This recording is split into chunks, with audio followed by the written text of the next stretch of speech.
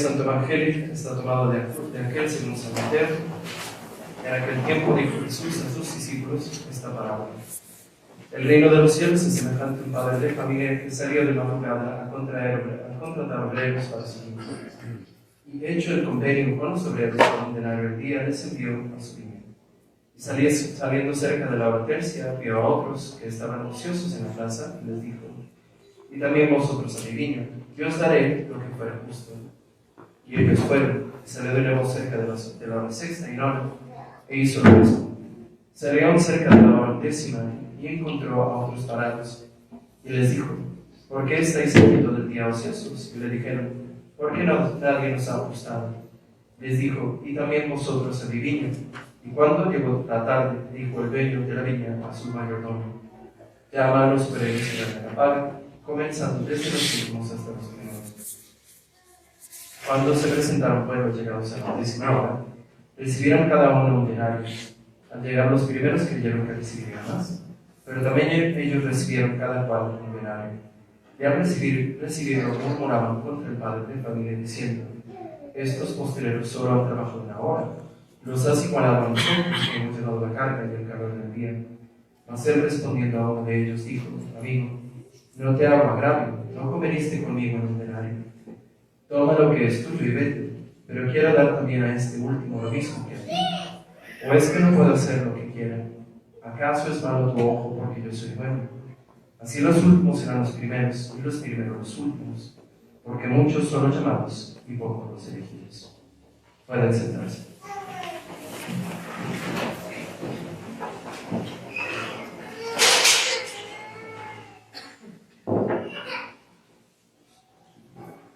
En nombre del Padre, del Hijo y del Espíritu Santo. Amén. Una disculpa de estoy un poquito enfermo y sé que es un poquito desagradable ver al Padre limpiándose la nariz. Pero bueno, es lo que hay. El día de hoy empezamos el tiempo de Septuagésima. Empezamos el periodo penitencial de la Iglesia. En algún tiempo, en algún punto, la Cuaresma no fue suficiente para los cristianos para hacer penitencia. Imagínense ustedes. Para los cristianos les pareció poco hacer ayuno 40 días y entonces empezaron a ampliar ese tiempo poco a poco. Para el año 600 más o menos, el Papa San Gregorio Magno estableció el tiempo de Septuagésima oficialmente para toda la Iglesia romana. Pero lo cual implica que ya desde antes, desde mucho tiempo, ya había esta tradición de Septuagésima, que desgraciadamente desapareció el siglo pasado. Pero y funciona como una especie de colchoncito entre el tiempo de Epifanía, que todavía nos vuela a Navidad, y el tiempo de Cuaresma. Que imagínense ustedes pasar de repente del ambiente festivo a penitencia de golpe, ¿no? Entonces es como Cuaresma, pero aminorado, ¿no? Lo cual significa que ya a partir de hoy tenemos que empezar a hacer algunos ejercicios piadosos. No como en Cuaresma, pero sí tenemos que empezar a prepararnos. O sea, a lo mejor lo que quieres hacer es ayunos todos los días. Bueno, empieza por ayunar un miércoles. Hay quienes no comen carne toda la Cuaresma.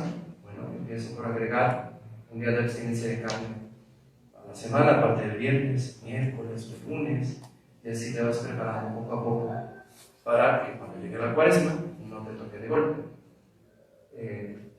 Que básicamente para eso funciona esta antecuaresma, ¿no? Y luego, también aquí, para este domingo es notorio, o me parece interesante, que nuestro Señor nos hace notar que a todos nos llama en todos los puntos de nuestra vida. Desde que somos pequeñitos nos está llamando constantemente a la santidad, ¿no? En general a todos nos llama a eso, a ser santos. A ser santos no nos llama a ser buenas personas, porque para ser buenas personas uno puede ser purista. Si tu aspiración es ser buena persona, vete de aquí. No necesitas venir a misa para ser buena persona. No necesitas ser cristiano para ser buena persona. No es necesario. Si tu aspiración a la vida es ser bueno, a lo que quieras, últimamente.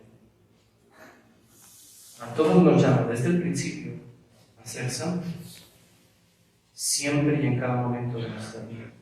Siempre, siempre, siempre. Ser santo significa tener una relación profunda e íntima con Dios, de tal manera que nosotros cumplamos su voluntad siempre y que seamos casi como Adán al principio de los tiempos, que caminemos con Dios. Para eso estamos aquí y a eso nos llama Dios. Para eso significa el llamado universal a la santidad del que tanto habla el Concilio Vaticano II. Pero algunos intentamos hacernos patos o leemos este versículo de esta parte del Evangelio y decimos, bueno, no pasa nada si empiezo a patear el bote un poquito para adelante, ¿no?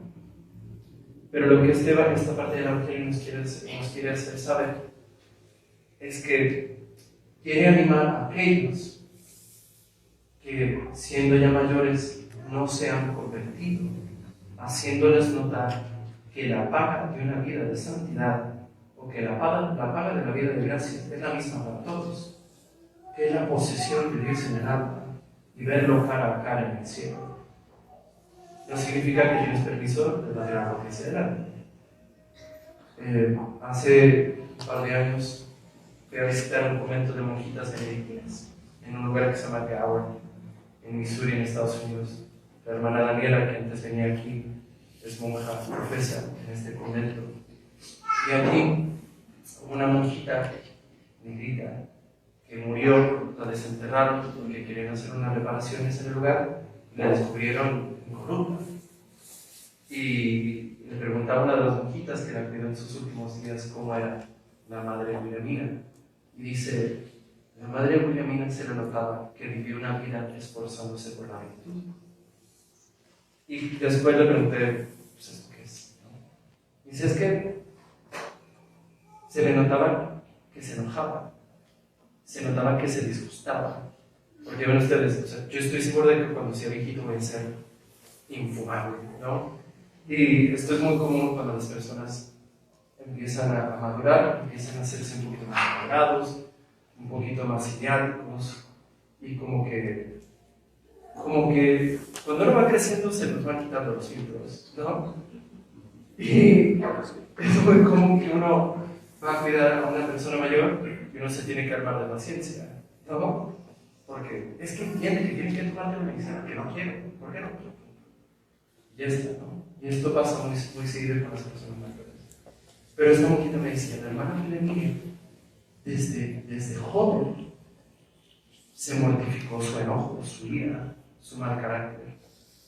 Y se le notaba que se enojaba, pero se quedaba tranquila. Con esto quiero decir, aunque nuestro Señor nos esté llamando constantemente a cualquier punto de la vida a la santidad y a la vida de conversión, no podemos ir tirando hacia adelante así nada más. Porque después la conversión se vuelve algo más difícil. Porque tenemos ideas, hábitos, vicios, que con los años se vuelven a veces hasta imposible de vencer. Entonces, aunque Dios nos esté llamando constantemente a la conversión y a la mortificación de nosotros mismos, no podemos esperar al final. Tenemos que empezar a hacerlo ahora. Y otra cosa que es notoria, de este Evangelio es la envidia que expresan los primeros trabajadores que se ofrecen a la viña. Y la envidia es uno de esos pecados que a lo mejor no pecamos contra el sexto mandamiento, no mentimos, no robamos, pero la envidia suele ser muy sutil. Y a las personas que suelen ir a misa seguido, les suele infestar, porque es de a poquito la envidia. La envidia es la tristeza por el bien ajeno. Y esto suele sonar como, porque él sí y a mí no. Porque a este que no se lo merece. ¿Por qué a mí no cuando tanto me esforcé? ¿Y por qué este sí que no hizo nada por eso? Así suele suceder. Así suele sonar la envidia de manera práctica, ¿no? Para empezar, la envidia es una actitud bastante infantil. Si ustedes han tenido últimamente niños chiquitos cerca, saben que la envidia desde muy pequeñitos nos corroe, porque uno le da uno, le elige un juguete, y el otro, aunque no lo quiera, hay veces que va y se lo quita. Y va y lo avienta por allá, pero con tal de que el otro no lo tenga, ¿no? Y el niño chiquito clásico que dice mío, es una de las primeras palabras que aprendemos. Mío, mío, mío, a mí, ¿no?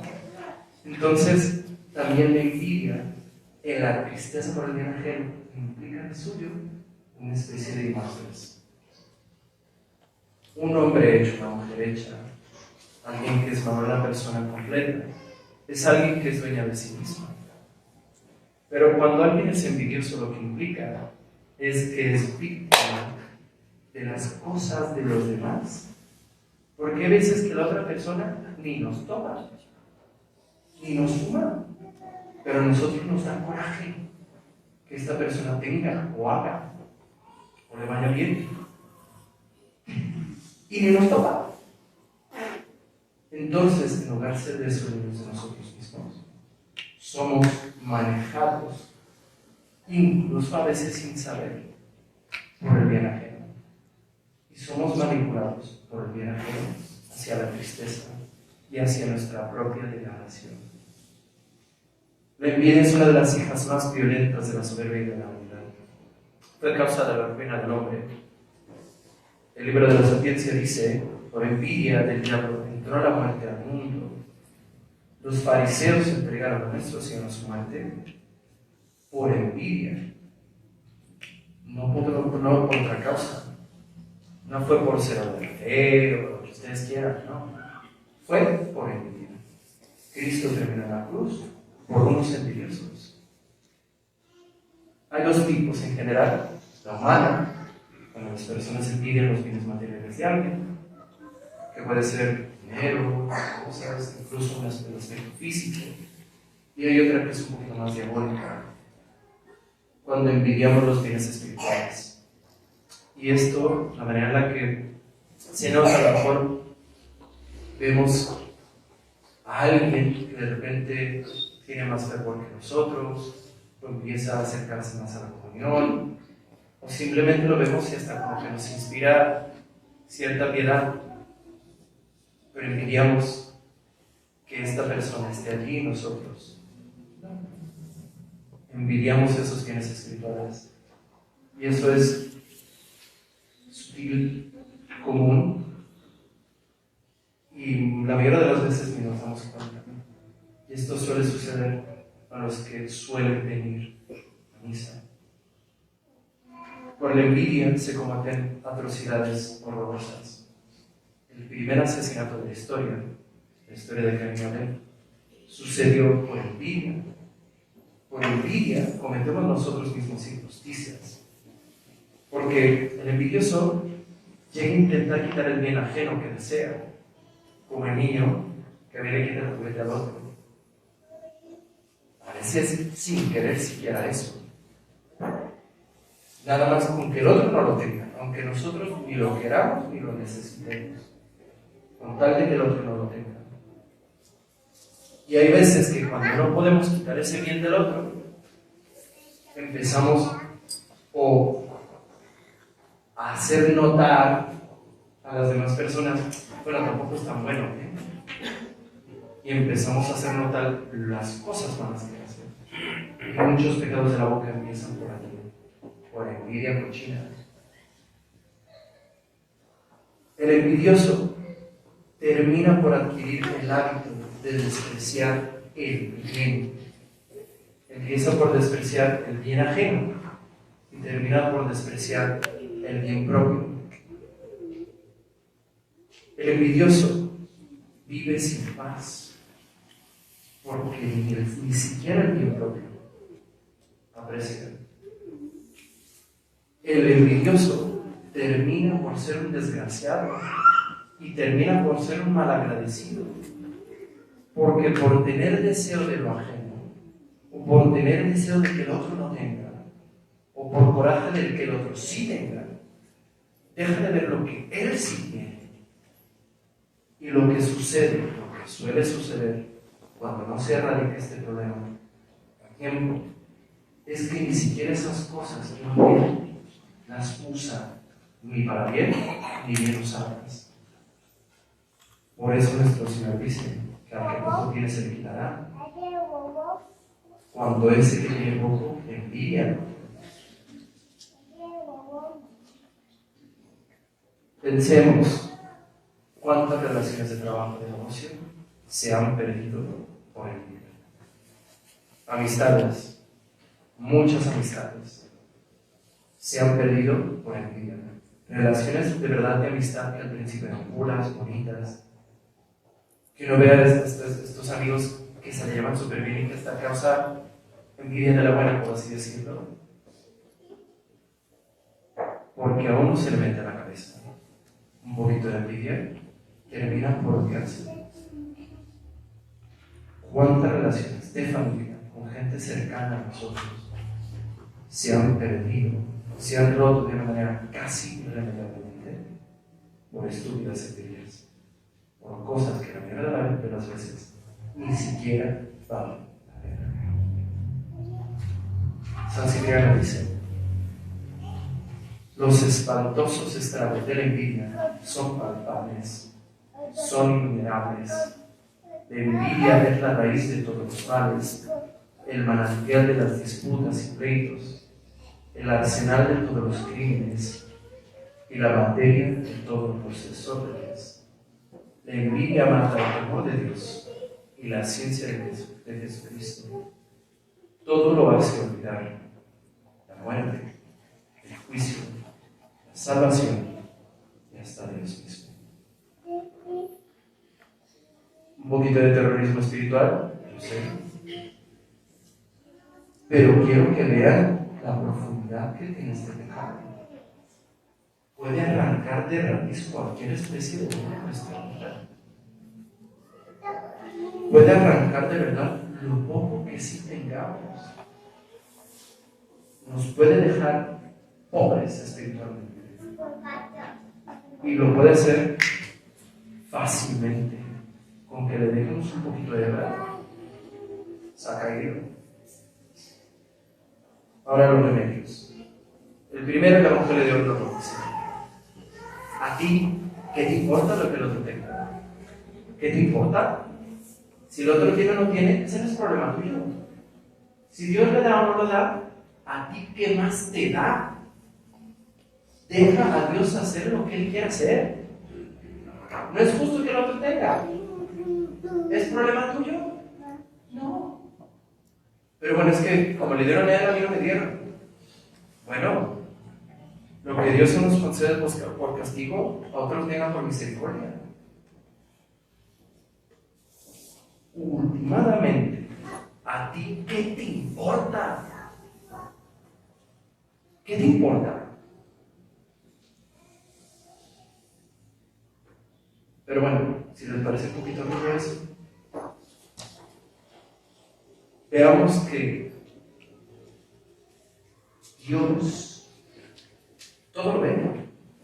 A Él no se le escapa nada. Todo bien quedará con premio, todo mal quedará con castigo. Al final la justicia se ejecuta. Y eso es de Dios. ¿A ti qué te importa eso?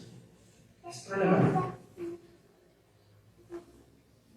Luego, también tenemos que nosotros cuidarnos de no provocar envidia. No podemos dar lugar a envidia, no podemos ir siendo presumidos, siendo arrogantes. Y a lo mejor lo poco buenos que tenemos que irse embarrando a la gente en la cara. También tenemos que cuidar de no provocar envidia. Y para eso nos sirve la modestia. No nada más en el vestir, sino también en nuestro actuar. Ahora, tenemos que considerar que Dios no nos debe nada. Si tenemos algo es porque Dios quiso darlo. Enfoquémonos en dar gracias en las cosas que sí tenemos y en usar esas gracias y dones que Dios nos ha dado para gloria de Él y salvación de nuestra alma. Porque Dios nos da mucho más de lo que merecemos y mucho más de lo que necesitamos para cumplir ese fin. Enfoquémonos en nosotros crecer en el amor de Dios. Ahora, cuando sintamos envidia, tenemos que hacer el esfuerzo de mortificación propia de intentar pedirle a Dios que a ese que nosotros envidiamos le dé más. Y no nada más que le dé más para que se atragante, sino porque he escuchado que le dé más que se atragante. No, que le dé más, pero además que le sirva para su salvación. Y a lo mejor eso nos cuesta mucho trabajo. Y a lo mejor no nos sale ni siquiera una Ave María por esa petición. Como decimos, Señor, dale más, que le sea de bien. Y ya. 5 segundos de oración nos sirven como remedio de vida. A lo mejor no podemos evitar sentir coraje, pero sí podemos elegir reaccionar con caridad a ese coraje que nos da. Pidamos pues a nuestro Señor nos enseñe a alegrarnos del bien ajeno, a separarnos de nuestras ideas, de nuestro engrandecimiento propio y a sencillamente recibir lo que Dios quiera concedernos para su mayor gloria y salvación de nuestras almas. Jesús, manso y humilde del corazón, dame el corazón semejante.